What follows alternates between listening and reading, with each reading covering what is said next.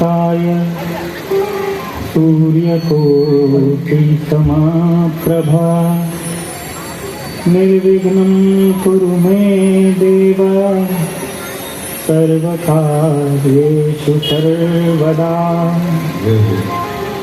तुलसीकृत रामायण कथा कहूँ विस्तार, आसन हृदय में लीजिए विराजिए पवन कुमार। अतुलित बलधामं हेमशैलाभिदेहं धनुजीवन कुशानं ज्ञानिनानगण्यं सकल गुण निधानं वानराणामधीशं रघुपति प्रिय भक्तं वातजातं नमामि।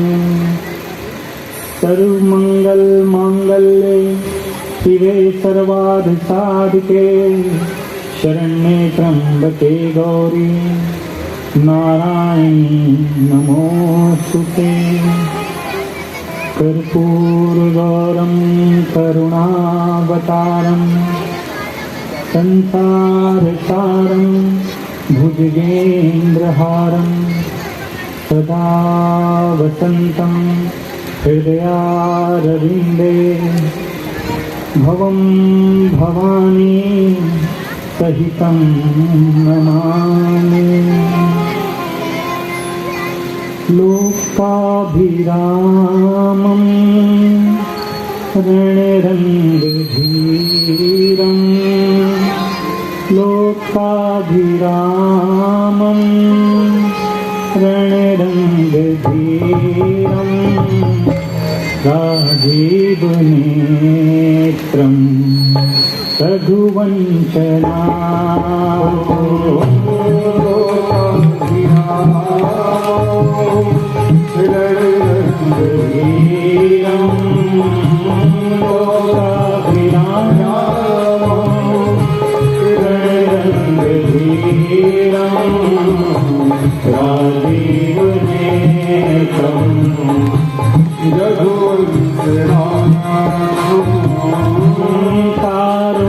कारुण्यरूपं करुणाकरन्तं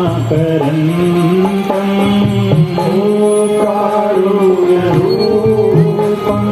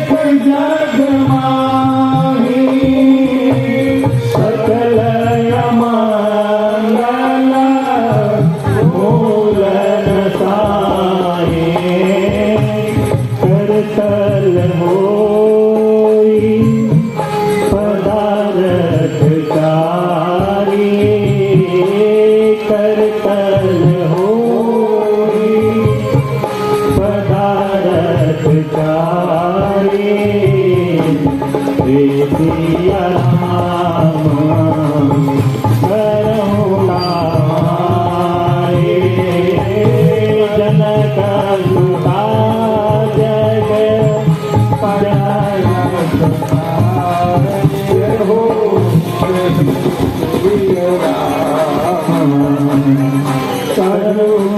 करुणारे जनक सुता जग जननी जानकी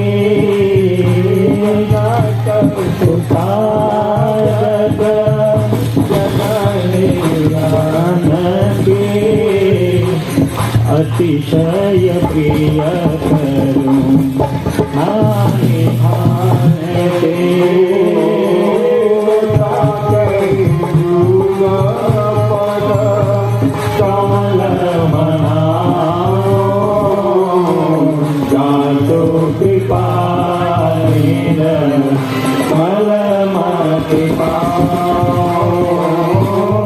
राम कथा तुम दर कर तारे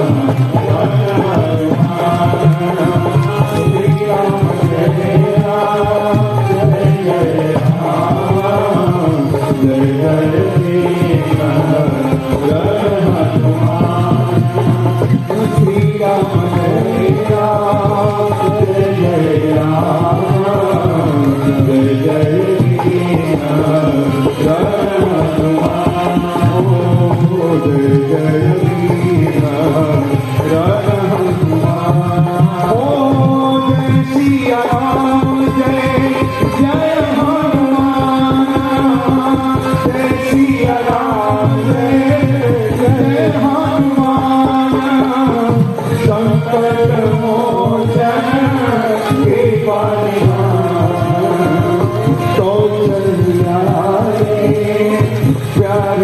राम कौशल्या के प्यारे राम दशरथ राज प्यारे राम श्री राम जय राम जय राम जय जय राम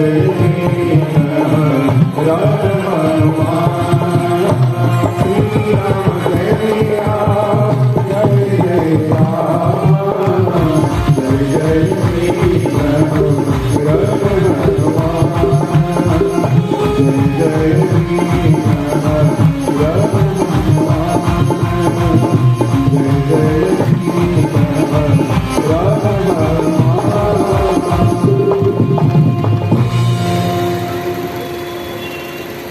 बोलिए सियावर रामचंद्र की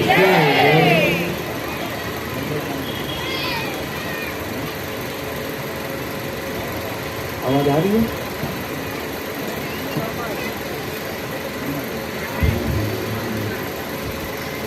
जय श्री राम।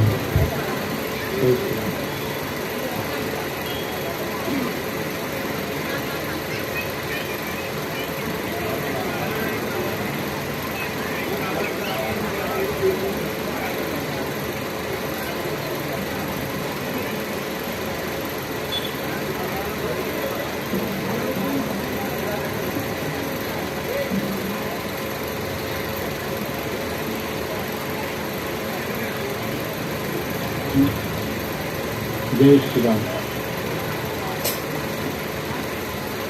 एक बार जोर से जयकारा लगाएंगे। बोलिए सियावर रामचंद्र की।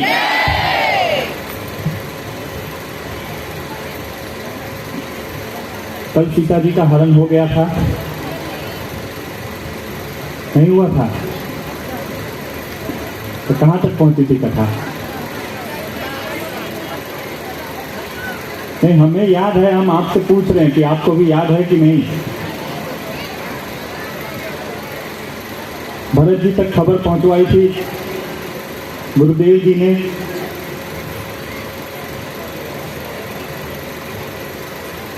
भरत जी को रात से ही स्वप्न आ रहे थे, बहुत ही बुरे स्वप्न आ रहे थे, और सुबह उठकर ही उनका मन मचल रहा था। और तब तक अयोध्या के दूत पहुंच गए।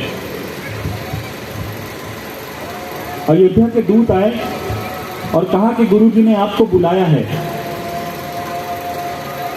और भरत जी तुरंत समझ गए कि कुछ अनहोनी हुई है। और जैसे ही भरत यात्रा आरंभ किए, सारे अपशकुन उनके साथ होने लगे। मन में भरत भगवान शिव को मना रहे हैं कि किसी भी तरह कोई अप्रिय घटना सुनने में न आए। और जैसे ही भरत अयोध्या की सीमा पर पहुंचे, लोग उन्हें देखकर विचित्र प्रकार का मुंह बना रहे थे, और भरत यह बात समझ नहीं पा रहे थे। कुछ लोग उन्हें लांछन की दृष्टि से देख रहे थे, कुछ लोग उन्हें हीन भावना से देख रहे थे,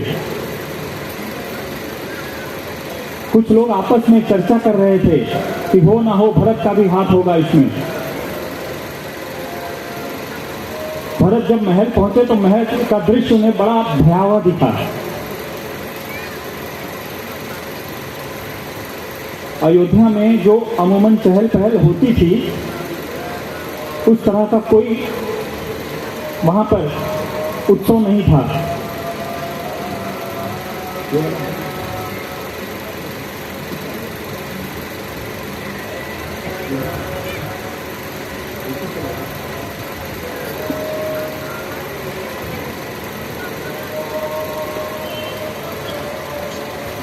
अयोध्या उन्हें डरावनी दिखी। महल में प्रवेश किए, महल में सन्नाटा छाया हुआ था। कोई उन्हें दरवाजे पर लेने नहीं आया। कैकेयी पहुंची आरती की थाली सजाकर, और जैसे ही भरत ने कैकेयी जी का वेश देखा, वो सफेद वस्त्र पहने थे, श्रृंगार विहीन थी। इस तरह से अशुभ वेश देखकर उनके हाथ से धनुष छूट गए बस समझ गए हो ना हो कुछ अमंगल जरूर हुआ है। उन्होंने माता से कारण पूछा। माता ने उनकी आरती उतारी और कहा कि तुम्हें रास्ते की थकान हो गई होगी, तुम बैठ जाओ, मैं सारी कहानी तुम्हें विस्तार से समझाऊंगी।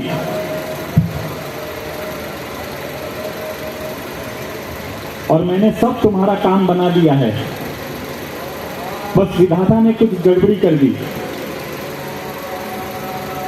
भरत ने उससे पूछा कि माँ, अयोध्या में सबका व्यवहार मेरे प्रति बदला हुआ है, इसका क्या कारण है?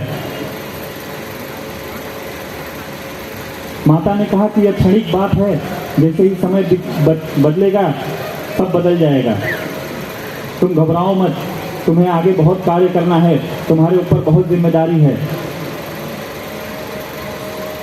फिर उसके बाद भरत ने पूछा कि बाकी लोग कहाँ हैं? कौशल्या माता कहाँ है? पिता दशरथ कहाँ हैं? भगवान राम कहाँ हैं? और आपने इस तरह से अशुभ वेश क्यों बनाया है? देखिए, ऐसे शास्त्र कहते हैं कि औरतों को हमेशा जितना हो सके श्रृंगार में रहना चाहिए, यह घर का सौभाग्य माना जाता है। औरतों का श्रृंगार और पुरुषों के माथे पर पसीना, यह सौभाग्य की निशानी है। और जब भरत जी ने अपनी मां का ऐसा अशुभ वेश देखा तो मन में व्याकुलता उनके उठ रही थी, अनेकों प्रश्न थे, और कौन सा प्रश्न पहले पूछूं ये उनको समझ नहीं आ रहा था। माता से उन्हें पिताजी का हालचाल पूछा। माता ने बताया कि पिताजी स्वर्गलोक को सिधार गए हैं। और यह सुनते ही भरत गिर पड़े, भरत व्याकुल हो गए और अपने आप को कोसने लगे कि मैं कितना अभागा हूं कि अंत समय में पिताजी का दर्शन भी नहीं कर पाया।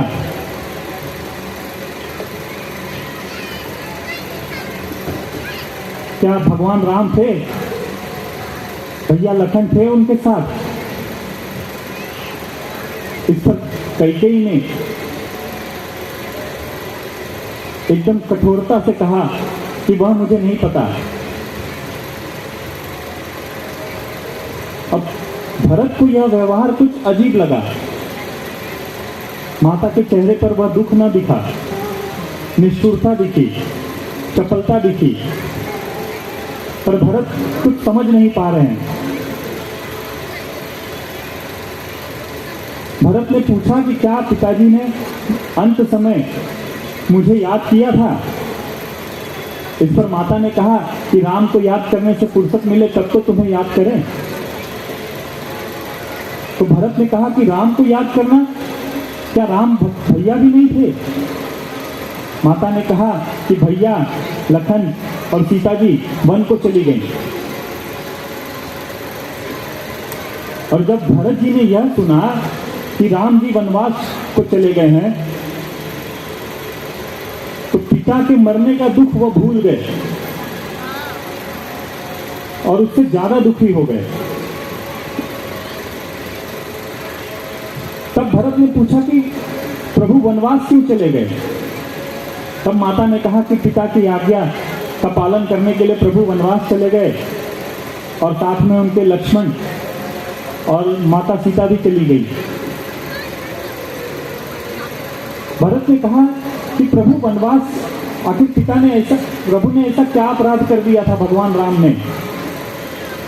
उनका शील स्वभाव है, शत्रु भी उनसे प्रेम करते हैं, और ऐसा क्या अनर्थ कर दिया उन्होंने कि पिता ने उन्हें वन की आज्ञा दे दी। तब कैकेयी ने कहा कि एक वचनबद्धता थी जिसके कारण महाराज को ऐसा करना पड़ा, और पुत्र का वियोग वह संभाल न सके और सुरलोक पर पधार गए। तब भरत ने पूछा कि आखिर ऐसे कौन से वचन थे जिसके कारण इतना अनर्थ हो गया? माता ने कहा लंबी कहानी है, अभी तुम्हें और कार्य करना है, तुम्हें बहुत जिम्मेदारी है, पिता का अंतिम संस्कार करना है, तुम उस पर ध्यान दो, अपनी जिम्मेदारी निभाओ। इस पर भरत ने कहा कि मैं अपनी जिम्मेदारी तो निभाऊंगा। आपने सही कहा, मेरे ऊपर बहुत जिम्मेदारी है और मेरी प्रथम जिम्मेदारी यह है कि मैं पहले उस व्यक्ति का पता लगाऊं जिसकी वजह से यह कार्य हुआ है, जिसकी वजह से पिताजी वचनबद्धता में बंधे हैं। और जब तक मैं उस व्यक्ति का सर धड़ से अलग न कर दूं, तब तक मैं पिता का अंतिम संस्कार नहीं करूंगा। कैकेयी क्रोधित हो गई, बोले इस तरह के वचन नहीं कहते, मान लो मैंने ही किया है यह कार्य, तो क्या करोगे?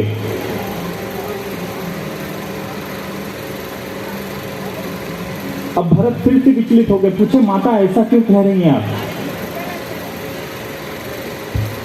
कैकेयी ने कहा कि यह पूरा जो वचन था वो मैंने मांगा था महाराज से।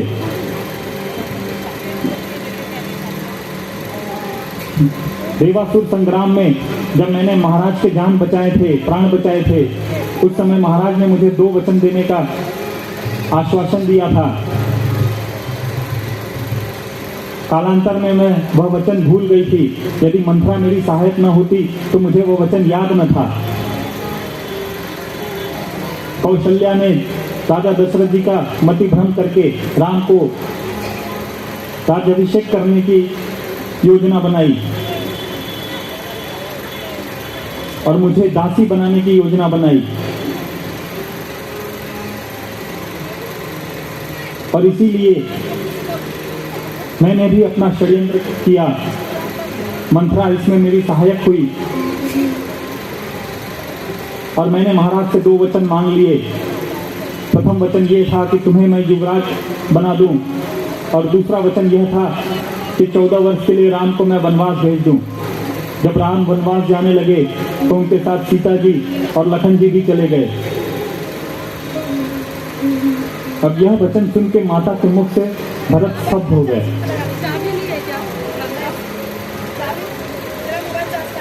भरत की यह दशा देखकर माता ने उनके कंधे पर हाथ रखना चाहा, और जैसे ही माता ने उनके कंधे पर हाथ रखा, भरत ने हाथ झटक दिया और क्रोधित होकर बोले, हट जा कैकेयी। इस पर माता क्रोधित हो गई और उन्हें संस्कार के वचन देने लगी कि क्या यही संस्कार है? ऐसे बात करते हैं अपनी माता से? भरत और क्रोधित हो गए, जैसे आग में घी पड़ गया हो, और माता को बोले कि तुम महारानी हो, तुम कैकेयी हो, लेकिन आज से तुम मेरी माता नहीं हो। कैकेयी ने समझाया भरत को कि यह सब मैंने तुम्हारे लिए ही किया था। भरत ने कहा, माता आपने राम को वन भेज दिया और यह कैसे सोच लिया कि इसमें मेरा सुख है? यदि मैं भगवान से राज्य मांग लेता तो वह मुझे इंद्रलोक लाके दे देते। मैं सेवक हूं, वो मेरे स्वामी हैं, और सेवक का सुख स्वामी की सेवा में होता है। अपने भाग्य को कोसने लगे भरत कि हे विधाता, मुझे दशरथ का पिता दिया आपने, राम जैसा भाई दिया, लखन जैसा भाई दिया, शत्रुघ्न जैसा भाई दिया, लेकिन इस पृथ्वी पे मुझे जन्म देने के लिए क्या तुझे कैकेयी जैसी मां मिली?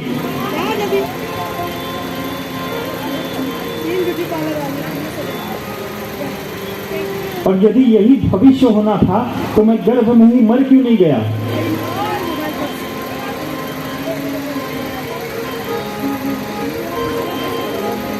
अपनी माता को उन्होंने कहा कि आपकी जिह्वा इतना घोर कृत्य करते हुए गल क्यों नहीं गई?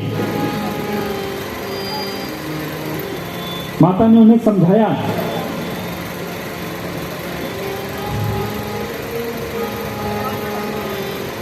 कि मैं राजपुत्री हूं, युद्ध कला में निपुण हूं, महाराज के मैंने प्राणों की रक्षा की थी।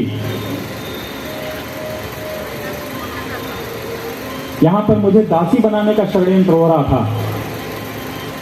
और जब पति और पुत्र में मुझे चुनाव करना पड़ा तो मैंने पुत्र का चुनाव किया। मैंने तुम्हारे लिए राज्य मांगा।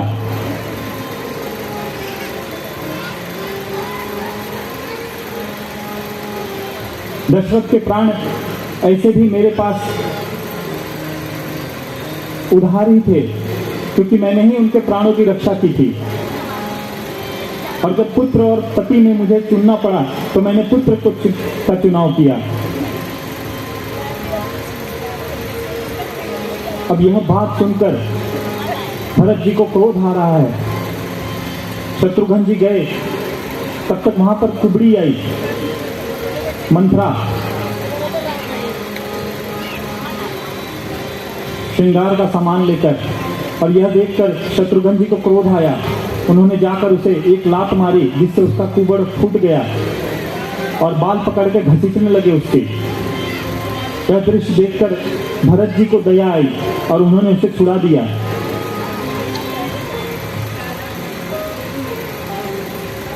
भरत जी ने माता को समझाया कि माता आप नहीं, मैंने पुत्र सुने थे कि कुपात्र हो सकते हैं, पर माता को कुमाता नहीं सुना था।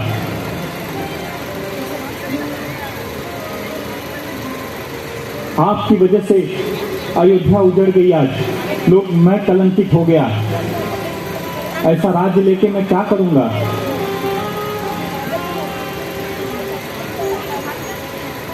माता कौशल्या माता है, जिन्होंने अपने इकलौते पुत्र को वन भेज दिया।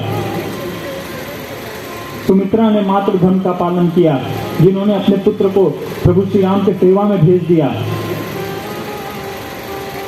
लक्ष्मण की पत्नी ने अपने पातित्व धर्म का पालन किया, जिन्होंने लक्ष्मण को न रोका। माता सीता ने अपने स्त्रीत्व धर्म का पालन किया, जो अपने पति के साथ वन चली गई। और पिता ने अपने धर्म का पालन किया, जो एक वचन के लिए अपने प्राण त्याग दिए। मैं सौगंध लेता हूं कि जब तक मैं जीवित रहूंगा मैं आपका मुख नहीं देखूंगा। और ऐसा कहकर वो वहां से निकल पड़े। भरत जी रोते हुए जा रहे हैं कौशल्या जी की तरफ, और मन में ये संकोच है कि कहीं माता भी मुझे इस षड्यंत्र में शामिल न समझ ले। मेरी माता ने ऐसी कुटिलता की है कि मैं किसी को मुंह दिखाने के लायक न रहा।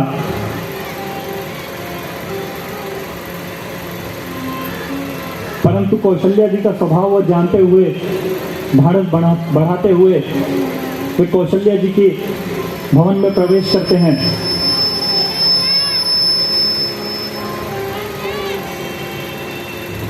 और जैसे ही उन्होंने प्रवेश किया, माता विशुद्ध अवस्था में पड़ी थी। जाके माता को प्रणाम किया। माता ने उन्हें उठाया और गोद में बैठा लिया। भरत जी रोने लगे, माता कौशल्या रो रही हैं। और माता को ऐसा लगा कि जैसे राम जी स्वयं आ गए हैं। भरत जी ने हाथ जोड़े और माता से कहा कि हे माता, यह जो भी हुआ है, यदि इसमें मेरी इच्छा शक्ति शामिल है, तो जिस तरह एक राजा, एक सेवक अपने राजा को जहर देके मार दे, या जिस तरह से एक क्षत्रिय एक स्त्री का वध कर दे, या कोई भी व्यक्ति किसी अबोध बालक का वध कर दे, इस कृत्य का जो पाप लगता है, उससे भी घोर पाप मुझे लगे। और ऐसा बोलकर रोने लगे। माता ने उन्हें उठाया और उन्हें समझाया कि यह सब समय का खेल है, इसमें तुम्हारा कोई दोष नहीं है, न कैकेयी का दोष है। यह विधाता का नियम है, यह बदल नहीं सकता। उठो पुत्र, तुम आ गए हो, तुम्हें पिता का अंतिम संस्कार करना है। भरत जी गुरुदेव के पास गए गुरुदेव ने भी उन्हें बहुत समझाया। समझाने के बाद गुरुदेव की आज्ञा से भरत ने पिताजी का अंतिम संस्कार किया। भरत जी ने गुरुदेव जी से पूछा कि महाराज आप त्रिकालदर्शी हैं, आपको भूत भविष्य वर्तमान सब दिखता है, क्या यह घटना आपने नहीं देखी होगी? क्या आप नहीं जानते थे कि यह होगा? वशिष्ठ कुछ न बोले। भरत ने फिर प्रश्न किया, यदि आप चाहते तो इस घटना को रोक सकते थे। इस पर वशिष्ठ जी ने कहा कि भरत, मैं भूत वर्तमान सब देख सकता हूं, तुमने सही कहा, पर विधि का विधान मेरे हाथ में नहीं है, मैं उसे बदल नहीं सकता हूं। देखिए, यहां पर हमें भी अपने जीवन में यह समझना चाहिए कि यदि हमारे जीवन में कष्ट लिखा है तो वह हमें भोगना ही पड़ेगा। जो हमने कर्म किए हैं वो कर्म हमें भोग कर ही आगे बढ़ना पड़ेगा। हम किसी भी साधु महात्मा पीर फकीर बाबा कहीं भी चले जाएं, वो कटने वाला नहीं है। हाँ, यदि हमारा मन भक्ति में लगा रहा तो भगवान इस भोग को सहजता से पूरा करवा देंगे।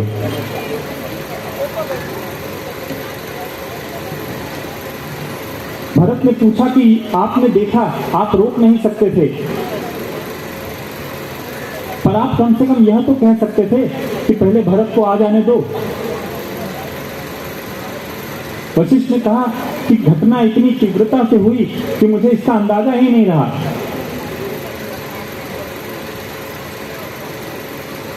और मैं चाहकर भी रोक न पाया। उस पर भरत ने कहा कि महाराज ने 2 वचन लिए थे। पहला वचन यह था कि मैं राजा बनूं, तो यदि आप मुझे राजा बना दिए होते और जब मैं राजा बन गया होता तो मैं तुरंत भैया को आज्ञा दे देता कि वन नहीं जाना है और राज आज्ञा का उल्लंघन नहीं किया जा सकता और भैया वन न जाते। यह तो आप कर सकते थे, यह राय तो आप दे सकते थे। इस पर वशिष्ठ जी ने कहा कि भरत, तुम कह तो सही रहे हो, लेकिन यह बात मेरे ध्यान में नहीं आई और मुझे तो ऐसा प्रतीत हो रहा है कि यदि यह बात मेरे ध्यान में नहीं आई तो इसका मतलब है कि भगवान श्री राम खुद वन जाना चाहते थे।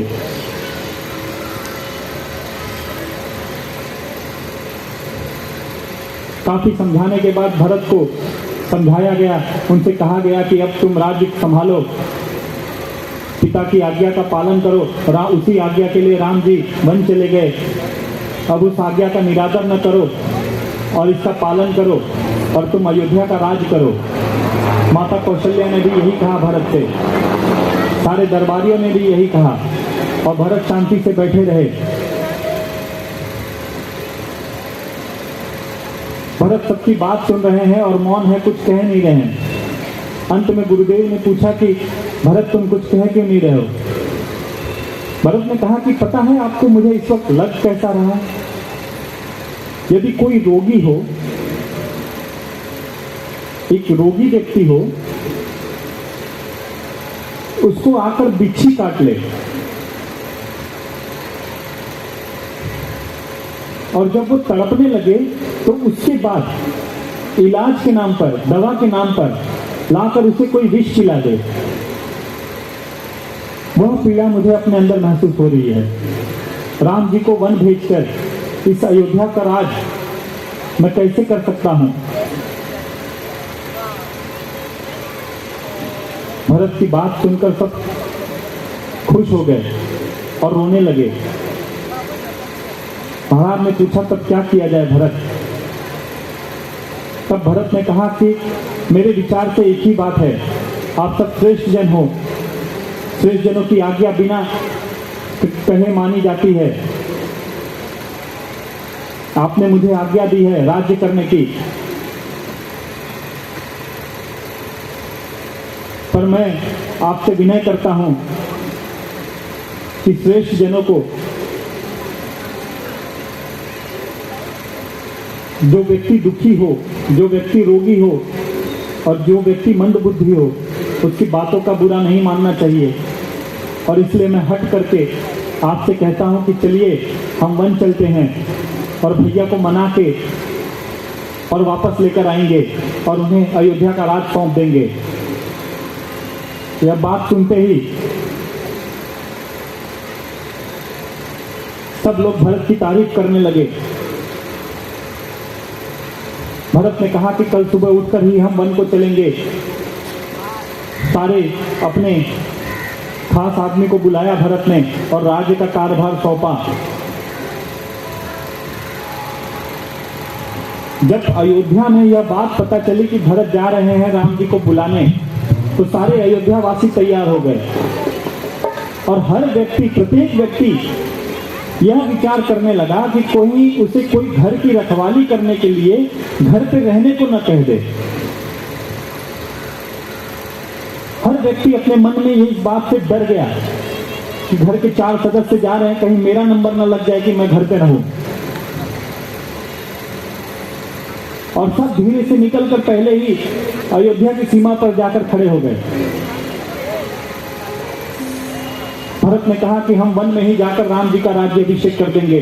सारी सेना तैयार की गई। जब राज्य अभिषेक होता है तो पूरी साजोबाज, जितनी भी राजा के पास सेना होती है, अस्त्र शस्त्र सब लेकर प्रदर्शन करने के बाद राज्य अभिषेक किया जाता है। भरत जी ने कहा यह सारा कार्य हम वन में करेंगे और वहीं से प्रभु को राज्य अभिषेक कर और मनाकर घर लेकर आएंगे। और फिर भरत निकले। सारी माताएं गई, कैकेयी भी गई।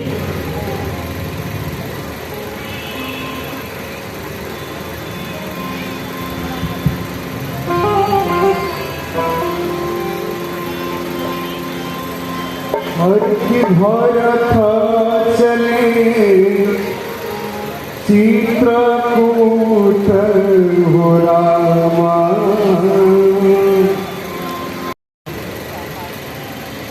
भरत जब श्रृंगबेरपुर के पहले पहुंचे तो वहां पर प्रभु श्री राम के जो मित्र थे निषाद राज, उन्हें आकर किसी ने बताया कि भरत पूरी सेना के साथ चित्रकूट की तरफ जा रहे हैं। और यह बात सुनते ही निषाद राज को क्रोध आ गया।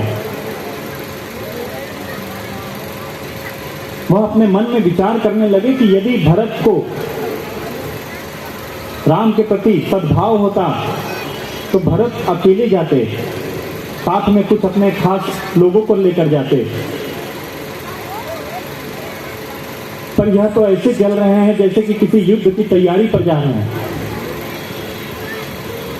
और उन्होंने मन में विचार किया कि कहीं यह तो नहीं सोच रहे हैं कि मैं अयोध्या का राज पा गया हूं और अब मैं जाकर राम जी को वन में ही आक्रमण करके समाप्त कर दूं और मेरा निष्कंटक राज्य हो जाए।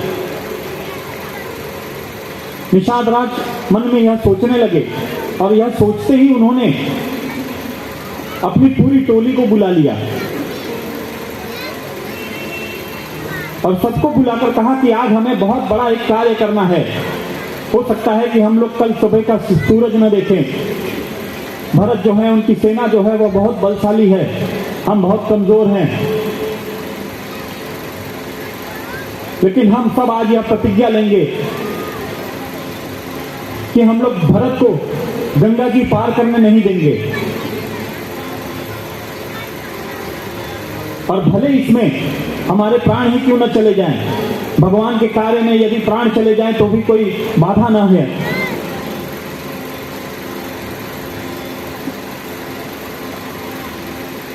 सारे उनके समाज तैयार हो गए। जितने पुरुष वर्ग थे सब बाहर आ गए, सब युद्ध के लिए तैयारी करने लगे। निषाद राज ने कहा कि हम भरत को रोक तो नहीं सकते, लेकिन हम इतना प्रयास जरूर करेंगे कि भरत गंगा नदी को पार न कर पाए। और कहा कि सारे नाव को जला दिया जाए। और जैसे ही उन्होंने इतना कहा, किसी एक वृद्ध व्यक्ति को छींक आ गई, और जैसे ही उसे छींक आई, उसने कहा कि यह जो शगुन है यह शुभ शगुन है। और जहां तक हमें भरत का स्वभाव याद है, भरत राम के ही रूप हैं और भरत ऐसा नहीं कर सकते। तो हमें कुछ भी करने से पहले एक बार जांच लेना चाहिए। दूत को भेजकर हमें यह पता लगा लेना चाहिए कि भरत किस भाव से जा रहे हैं। जब उस व्यक्ति ने ऐसा कहा तो उसके सुझाव सबको पसंद आए। निषाद राज ने कहा कि तुम अपनी तैयारियां कर लो, यदि मैं इशारा करूं तो आक्रमण कर देना, और मैं जा रहा हूं भरत जी का स्वभाव जांचने कि भरत जी किस भाव से आ रहे हैं। यदि युद्ध का भाव होगा तो हम उनसे युद्ध करेंगे।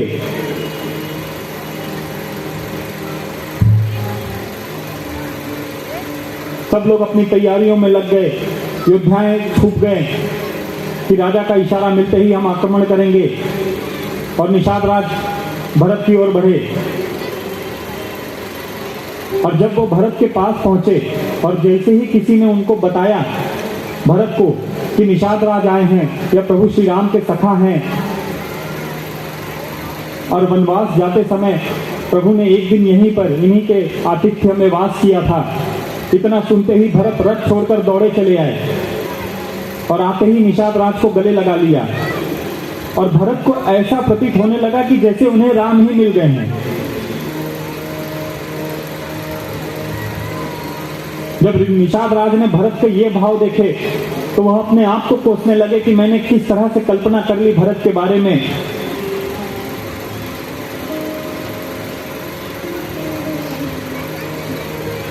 उन्होंने भरत के भाव इशारे से अपने समाज को बता दिया। जो युद्ध भाव में थे वह सेवा भाव में आ गए।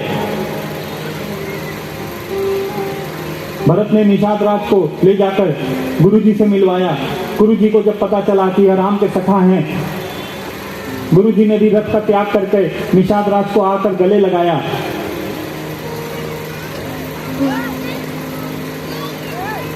भरत निषाद राज से पूछे कि वह स्थान कहाँ है जहां भगवान ने रात्रि काटी थी अपनी। निषाद राज जी ने उन्हें वह स्थान दिखाया। भरत जी ने जाकर उस स्थान को प्रणाम किया। काफिला आगे बढ़ा। भरत गए।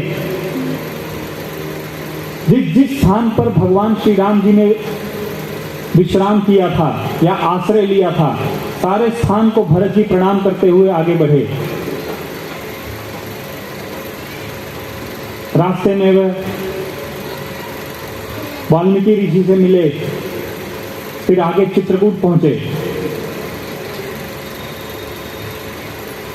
जो भी कोल भील थे जो चित्रकूट में प्रभु श्री राम की सेवा में लगे रहते थे, उन्होंने आकर लक्ष्मण जी को खबर दी कि भरत जी आ रहे हैं और पूरी सेना की तैयारी लेकर आ रहे हैं।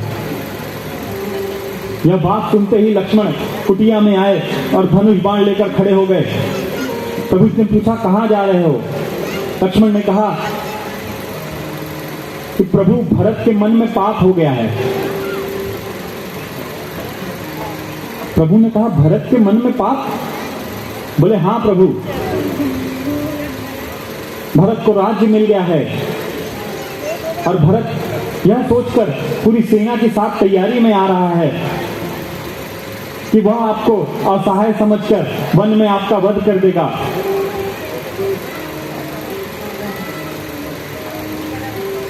इस पर लक्ष्मण ने कहा कि जैसी मां वैसा बेटा।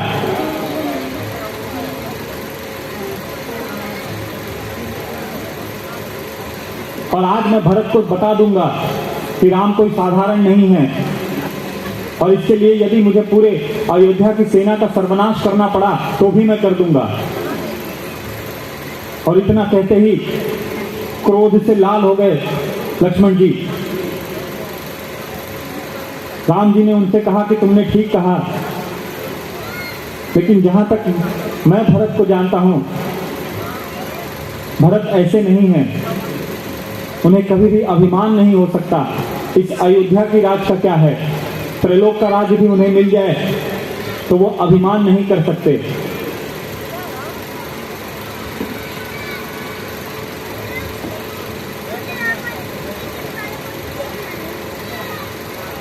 उन्होंने कहा कि पहले जाकर बात पता करो। निषाद राज ने भरत जी को दिखाया कि प्रभु कहाँ रह रहे हैं, और फिर पूरा समाज आया। जैसे ही पूरा समाज आया, प्रभु श्री राम ने सबसे प्रथम जाकर कैकेयी माता से मिले और जाकर उन्हें समझाया कि माता, आप अपने भीतर थोड़ा भी पाप मत रखिए, ये सारे कष्ट आपको मेरी वजह से ही सहने पड़ रहे हैं। मेरे कार्य के लिए यश लेने वाला तो बहुत लोग हैं, लेकिन मेरी कार्य सफल हो इसके लिए अपयश लेने वाले केवल आप ही हैं।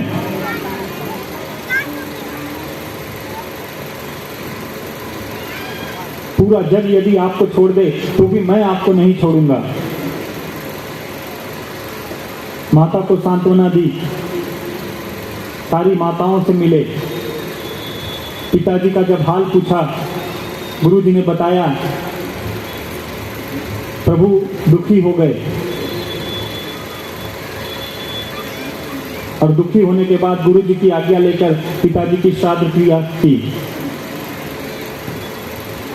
2 दिन तक सब वहीं ठहरे थे।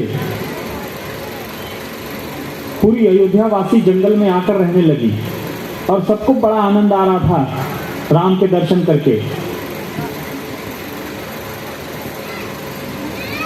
2 दिवस के बाद राम जी आए और गुरु जी से कहा कि गुरु जी काफी दिन हो गया है, अब आप लोग को पुनः अयोध्या लौट जानी चाहिए। इस पर गुरु जी ने कहा कि राम 2 दिन और हमें रहने दो, तुम्हारे दर्शन के सुख मिल रहे हैं। यहाँ जितने कोल भील थे जो लोगों को लूटा करते थे, वे सब आकर अयोध्या वासियों की सेवा करने लगे।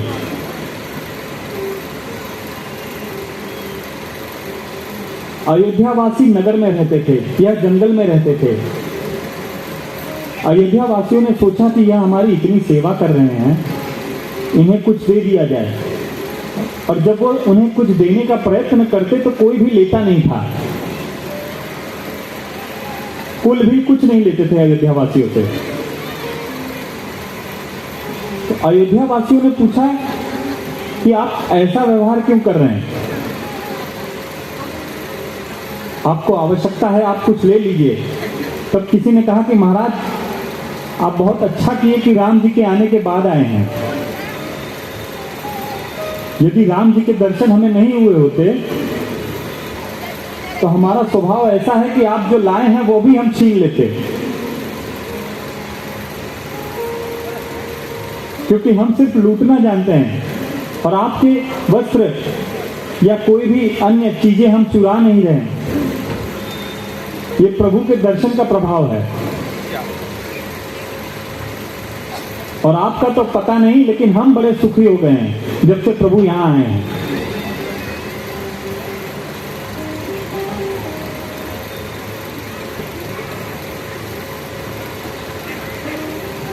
हम बड़े सुखी हो गए हैं जब से प्रभु यहां आए हैं। यहां भरत जी और गुरु जी मंथन कर रहे हैं कि किस तरह बोला जाए।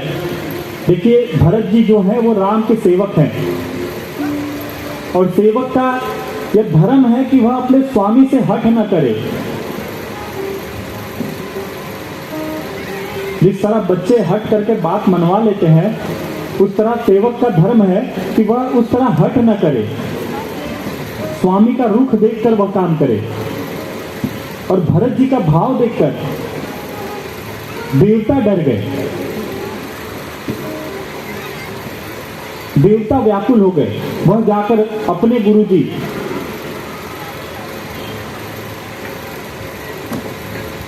को कहे कि महाराज कुछ उपाय कीजिए, नहीं तो भरत के प्रेम में राम जी संकोचवश कुछ कह नहीं पाएंगे और वन से चले जाएंगे, और यदि राम जी वन को चले गए तो हमारा कार्य नहीं हो पाएगा। यह बात सुनकर देवताओं के गुरु मुस्कुराए और उन्होंने कहा कि धैर्य रखो, सब मंगल ही होगा। और यहाँ पर गुरु जी और भरत जी मंथन कर रहे हैं कि क्या किया जाए। भरत जी सोच रहे हैं कि गुरु जी यदि आज्ञा दे राम को तो राम वन में चले जाएंगे। फिर उनके मन में यह ख्याल आया कि गुरु जी बिना राम का रुख जाने आज्ञा भी नहीं देने वाले। फिर उन्होंने सोचा कि यदि माता कौशल्या कह दे तो राम लौट जाएंगे। लेकिन फिर उन्हें ध्यान आया कि माता राम की माता है, वो धर्मनिष्ठ है, वो राम को ऐसी आज्ञा नहीं देगी। फिर उन्हें अपना ख्याल आया और बहुत ग्लानि हुई कि मैं तो इतना अधर्मी हूं कि मैं तो कह ही नहीं सकता, पहले ही मेरी वजह से काफी प्रपंच हो चुका है।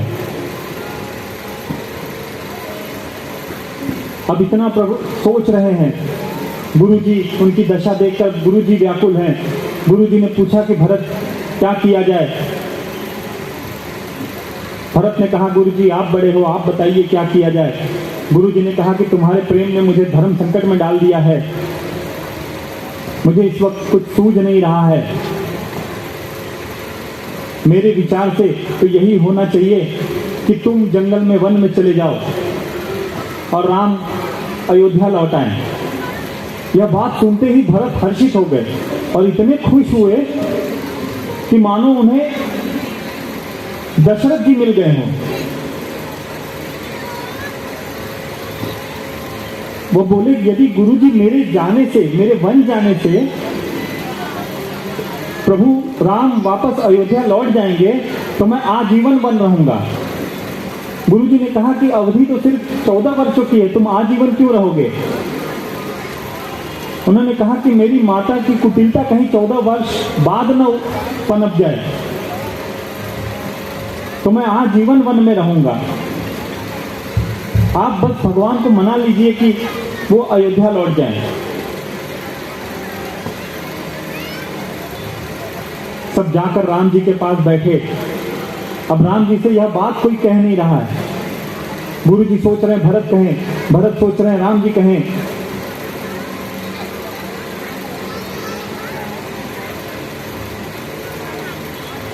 इतने में राजा जनक के दूत आ गए।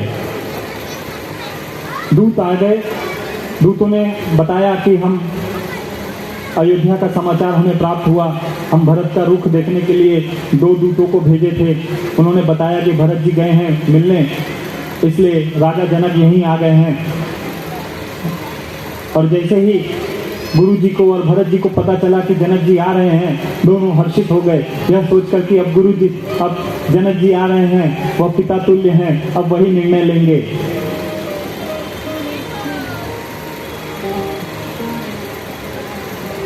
उस दिन की सभा वहीं समाप्त हुई। जनक जी आए, राम जी जनक जी से मिले। सब भाइयों ने मिलकर जनक जी को प्रणाम किया। हाल कुशलता हुई। जनक जी की पत्नी सुनैना जी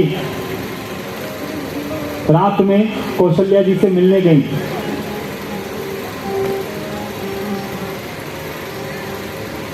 काफी बातचीत के बाद कौशल्या जी ने सुनैना जी से एक विनती की और उनको कहा कि यदि आपको मौका मिले तो आप महाराज को एक बात जरूर समझाइएगा, क्योंकि हमने सुना है कि भरत जी और गुरु जी चाहते हैं कि इस बात का फैसला जनक जी लें। तो कौशल्या जी ने कहा कि प्रकाश से कितने साधन होते हैं। आज तो बल्ब आ गया है, उस समय की बात है। प्रकाश के 3 साधन हुआ करते थे। एक मणि होती थी जिसमें स्वयं प्रकाश होता था, एक दीपक और एक सूर्य। कौशल्या जी ने कहा कि हमारा जो सूर्य है वो डूब चुका है और जो हमारी मणि है वो वन में है और केवल एक दीपक भरत के रूप में बचा हुआ है। यदि यह दीपक भी बुझ जाएगा तो अयोध्या को उबारने वाला कोई नहीं है, तब अयोध्या को कोई उबार नहीं सकता। मुझे राम की चिंता नहीं है, मुझे लक्ष्मण की चिंता नहीं है, मुझे भरत की चिंता है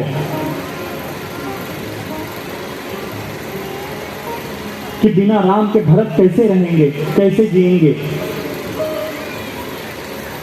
और मैं आपसे विनती करती हूं कि यदि आप महाराज को यह बात समझाएं कि राम जी लक्ष्मण जी को छोड़कर और भरत जी को अपने साथ वन लेकर चले जाएं,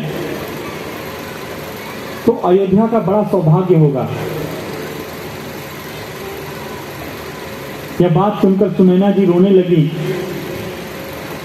और बाद में वह सीता जी को लेकर अपनी छावनी में आई।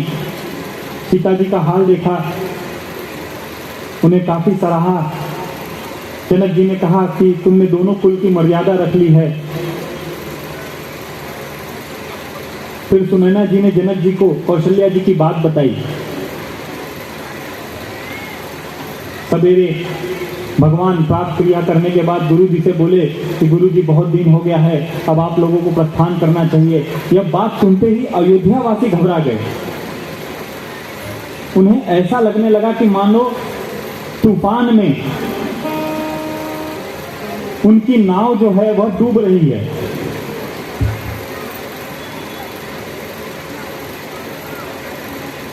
और वह सोचने लगे कि गुरु जी कहीं से आज्ञा दे दे कि हम भी यहीं वन में रह जाएं।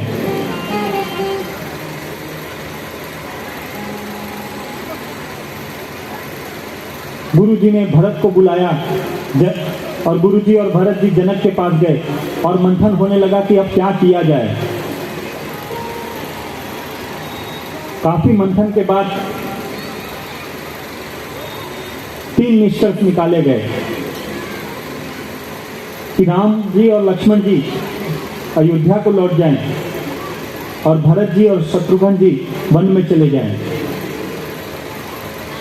या लक्ष्मण जी अयोध्या को लौट जाएं और राम जी और भरत जी वन में चले जाएं, या राम जी अयोध्या को लौट जाएं और तीनों भाई वन में चले जाएं।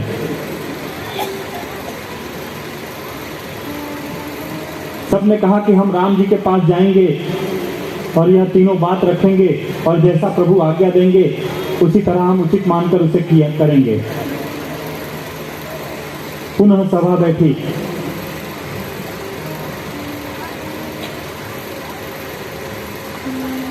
राम जी ने देखा भरत को, वह समझ गए कि यह कुछ कहने वाले हैं। गुरु जी ने कहा कि भरत आपसे कुछ कहना चाहते हैं। राम जी ने गुरु जी को कहा कि गुरु जी, मैं इस सभा को साक्षी मानकर यह वचन देता हूं कि आप जो भी मुझे आज्ञा देंगे उसका मैं अक्षरशः पालन करूंगा। अब इतनी बात सुनकर देवता पुनः घबरा गए। वो भाग कर गए सरस्वती जी के पास और उनसे कहा कि भरत की मति फेर लो। यदि आज भरत की मति नहीं फेरी तो राम जी लौट जाएंगे, भरत का प्रेम देखकर राम जी लौट जाएंगे। सरस्वती जी मुस्कुरा दी, कहें कि यह मेरे बस में नहीं है। देवताओं ने कहा कि तुमने पहले भी तो कैकेयी की मति फेरी है, तो भरत जी की क्यों नहीं फेर सकते। सरस्वती जी ने कहा कि स्वार्थ के कारण तुम अंधे हो गए हो। भरत जी हैं वो राम के प्रेम स्वरूप हैं। यदि राम का प्रेम देह धारण करे तो वह स्वयं भरत होगा। और उस समय जो मैंने किया था वो भगवान के रुख को देखकर किया था, राम जी की आज्ञा से किया था। भगवान के भक्तों के साथ यदि आप छल करोगे तो आपका इस लोक में नहीं, तीनों लोक में लाभ नहीं होने वाला, हानि ही हानि होगी। बोलिए सियावर रामचंद्र की। थोड़ा जोर से बोलिए, उत्साह से बोलिए। प्रमाण मैंने बताया था कि पंडाल की छत हिलनी चाहिए। सियावर रामचंद्र की।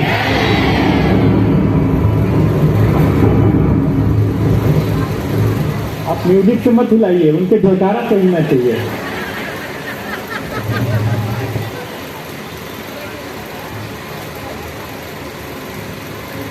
सभा संकोच में है।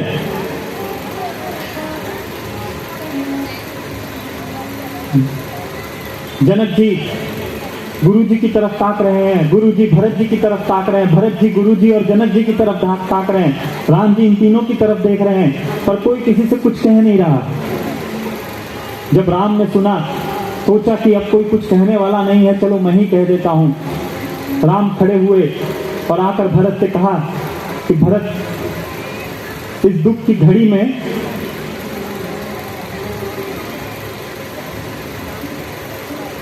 हमें आज बंटवारा कर लेना चाहिए।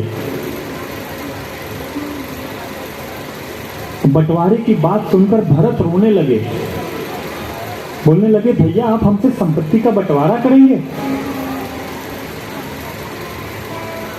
राम जी ने कहा, मैं संपत्ति की बंटवारे की बात नहीं कर रहा हूं भाई, मैं विपत्ति के बंटवारे की बात कर रहा हूं। परिवार में यदि संकट आ जाए और सब अपना धर्म का पालन करने लगे तो संकट सहजता से दूर हो जाएगा। एक वचन मानकर मैं वन में आ गया। वहां अयोध्या की देखभाल करने वाला कोई नहीं है। पिताजी स्वर्गलोक पर चले गए।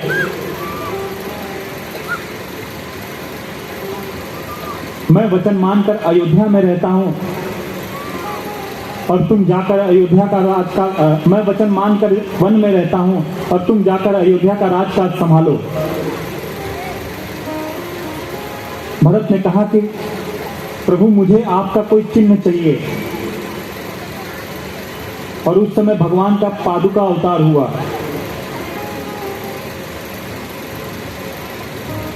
भगवान नंगे पैर निकले थे। जब निषाद उनके पैर धो रहे थे तो वो नंगे पैर थे। भरत जी को चिन्ह देने के लिए भगवान ने पादुका का अवतार लिया और भरत जी ने राम जी की आज्ञा मानकर वो पादुका को अपने सर पर रखकर और अयोध्या की तरफ चल पड़े। बोलिए सियावर रामचंद्र की।